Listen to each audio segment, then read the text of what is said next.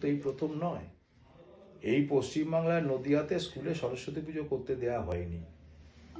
এই পশ্চিমবাংলায় দুর্গা মূর্তি নিয়ে বিসর্জনের সময় মারামারি হয়েছে।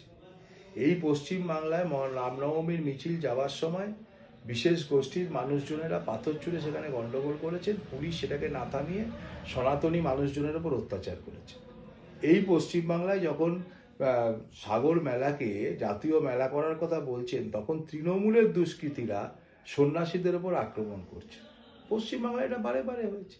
যে রাজ্যের মুখ্যমন্ত্রী নির্বাচনের জন্য কোনো একটি বিশেষ সম্প্রদায়ের বিশেষ অনুষ্ঠানের জন্য রেড রোডে বসে মাথায় পরে ঢেকে দিয়ে তিনি সেখানে বলেন যে আমি আপনাদের সঙ্গে আছি, আমাকে ভোট দিন, বিজেপি এলে জিতবে না, সেই জায়গায় যে রাজ্যের মুখ্যমন্ত্রী গেলে পরে ইয়ের দিন 25শে ডিসেম্বর খ্রিস্টানদের বিতে গিয়েও করেন, তাদের হয়ে বলেন, কিন্তু রাম মন্দির হলে পরে সেটাকে নিয়ে নাটক বলেন, ওটাকে নিয়ে নাটক হচ্ছে, রাম মন্দিরকে নিয়ে হিন্দুদের প্রোগ্রামে যেতে পারেন না।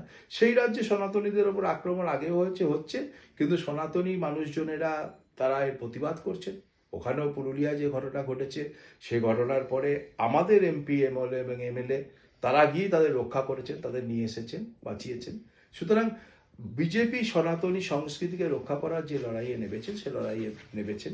আমরা জানি যে রাজনীতির স্বার্থে বিশেষ সম্প্রদায়ের ভোটের জন্য এর দেশের যারা বিরোধী রাজনৈতিক দল, তারা রামকে পুজো করতে চান না, হিন্দুদের কোনো ধর্মের সঙ্গে তারা মেলাতে চান না, কারণ তাদের পরে ওই অন্য সম্প্রদায়ের মানুষের ভোটটা পাবেন না। তারা ভোটের রাজনীতি করেন।